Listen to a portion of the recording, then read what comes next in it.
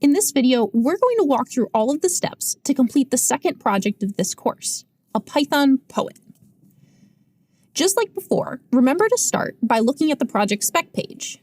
It's always important to read any relevant documentation before jumping into a project, and you can visualize all of the pieces that you'll need to create in order to make a basic working version. So let's get started. I have here my working Python poet project, and it's commented out. So what we're going to do is uncomment each piece as we walk through the steps of the project. We have step 1, store your poem in a text file. You can use the poem on the project spec page, which is Remember by Joy Harjo, or you can find your own using a site like Project Gutenberg. Project Gutenberg and other open data sets like Kaggle are really good resources for when you're trying to jump into a new project and want some cool data to work with. So here I have Remember by Joy Harjo copied into a text file, and each line of the poem is a line in the file. All right, that was easy. Step 1's done. Step 2, create a function called getFileLines that takes the parameter file name and returns a list of the strings contained in the file. So if you remember from our file read and write module, what we can do to get file lines is open up the file and then read each line in using the readLines method. So let's start by defining our function, and we're going to use the function getFileLines with the parameter file name, just like it said in the step. And as we learned in the last lesson, we can use docstrings to document all of the files, all of the functions that we create. So I have a summary of what my function is going to do, the parameters that it takes in, and the values that it's going to return. All right, so we can use the with keyword to open up our file. We have the file name. We're going to open it with R in read mode, and we're going to open it as the object poem. That's pretty descriptive, and we'll know what that file object is later. All right, so it says that we should read in the list of the strings contained in the file. So we can use the readLines function.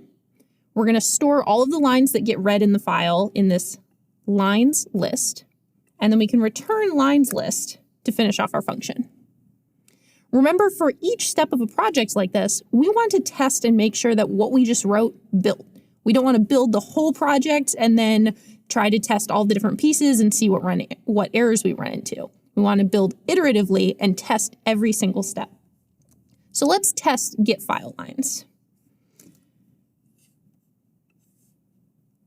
Down here, what I'm going to do is I'm going to call the getFileLines function with my Remember by Joy Harjo text. And I'm going to store it in a list called linesList, because that's the value that the function is returning. So let's print out linesList and make sure that this is working properly. So if I run my code here, we can see we have a list with strings that are all of the lines in the poem. All set. I'll get rid of my print debugging statement, and we can jump to the next step.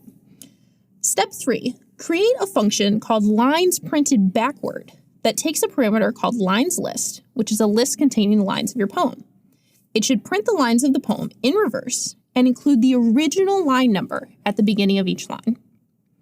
So let's break this down. We can start by creating the function in the way that we've been instructed. So we have our function called linesPrintedBackward, and we're taking in the parameter linesList.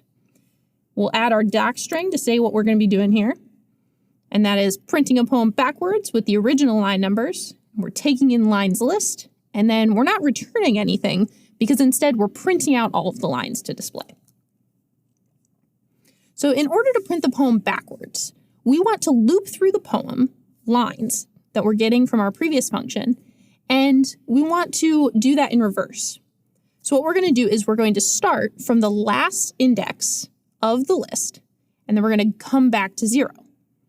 So how can we find the last index of the list that we want to start with? We can get the length of the list, and we know that the last index will be the length of the list minus 1 because lists start by indexing from 0. So we can use that to figure out what the last index should be. Now, we can loop backwards using a for loop. So we want to loop backwards through all the lines of the poem. So what we'll do is we'll use the range function, the built-in function that we've had a lot of practice with by this point. We'll start from our last index. That'll be the first parameter where range starts from. And we'll go from the last index to -1. Range also takes a third parameter, and that third parameter you can use to either skip lines, go backwards, things like that. And if we use -1, range will go backwards. So we're starting from the last index, and we're going backwards to -1. Then what we want to do is print each of those lines with the original line number. So we have a print statement here. We're printing the poem line that we're getting, and the original line number is going to be the line index that we're using +1. We could just use the line index, but then our line numbers would start from 0. That's a programming thing, not a poetry thing. So we'll do line index +1 so that our lines start from 1. All right, so we wrote this function. Let's see if it works. We can call lines printed backwards, and as a result, it should print all of the lines that we got from our lines list. All right, there we go. So we're starting, we go back up here, with the last line of the poem. If we check our poem again, the last line is remember, and the first line was remember the sky that you were born under. So we started with remember, we went backwards to remember the sky that you were born under. All right, that's another working function. Step 4, create a function called lines printed random that takes a parameter called lines list, again, the lines of your poem. It should print the lines of your poem in a random order. Repeats are okay, but make sure the number of lines printed is equal to the original lines in the poem. And we don't have to use the line numbers this time. We also get a hint, which says try using a loop and randint from the random module. So we've used the random module before. And if you remember, we can import functions from the random module like this. Randint will give us a random integer based on the parameters that we give it. So let's start writing our function. We're creating a function called lines printed random that takes in lines list. And here's our doc string. Again, we're not returning anything because we're printing out the lines of the list. Okay, so what we want to do is we want to loop through the length of the original poem, right? Because even though it's random lines, we still want it to be the same length as before. So we can do that with our classic for loop. And we're going to loop from 0 to the length of our lines list. So remember that range, if you give it a value, will loop from 0 to 1 below that, the value that you give it, which means that if we just put in the length of our list, it will loop from 0 to the last index of that list. For each of those loops, we want to print random lines, and we are allowed to repeat lines. So let's figure out how we want to get the index of a random line. We can get the index using randint from the random module. And we want a random integer within the range of our list, which means from 0 to the last index of our list. And we already talked in the last function about how the last index of our list is the length of the list minus 1. So here we're getting a random index from 0 to the last possible index in our list. And then we can print out that line. So what this will do, it will loop through as many lines as the original poem had, and each time choose a random index to pull from the list of poem lines. Let's run this and try it out.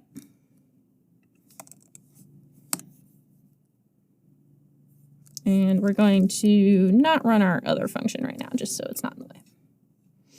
Awesome, okay. This looks pretty random. Let's see if we get a different order next time. Each time we get a different set of random lines from our poem.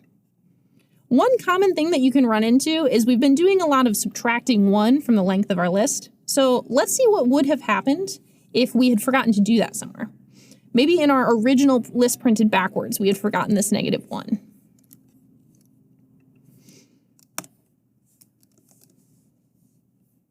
If we run this, we're going to run into an index error. And it says the list index is out of range.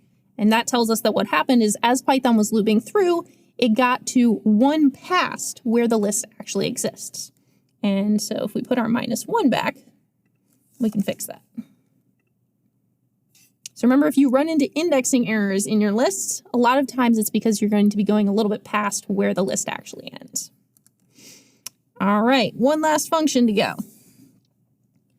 Step 5, create a function called linesPrintedCustom that takes at least one parameter called linesList, again, the list of our poem, and it should print the poem in a unique way of your choice. You can be creative with adding input parameters, using external modules, or even formatting the text to look like art. So what I've decided to do is I want to print all of the even lines of the poem first, and then I want to print all of the odd lines after that, and see what the poem looks like in that form. So I'll start again by making my function definition. We've got linesPrintedCustom, taking in linesList. I have my docstring to say what's happening. And I'm going to use 2 for loops. One, I'm going to loop through the list and only print the even lines. Then I'm going to loop through the list again and only print the odd lines. So let's look at the first for loop. I have for all of the indices in the range from 0 to the length of our list. But now I'm using the third parameter of range again, and I'm putting a 2 there. And what that's going to do is that's going to tell range how many values to step by. We're going to step by 2 values starting from 0, which means that I'll get 0, 2, 4, 6, etc. And that will give me all the even values of the poem. I can do that again to get all the odd values of the poem, but this time we're going to start at 1. So I'll get 1, we'll step 2 times, we get 3, 5, etc. So what this function will do is we'll start with all of the evens, and then we should get all the odds.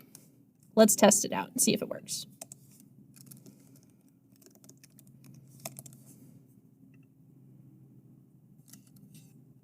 Yeah, so we have all of, scroll up to the top here, should start with our even lines, and then halfway through, we switched to all the odd lines.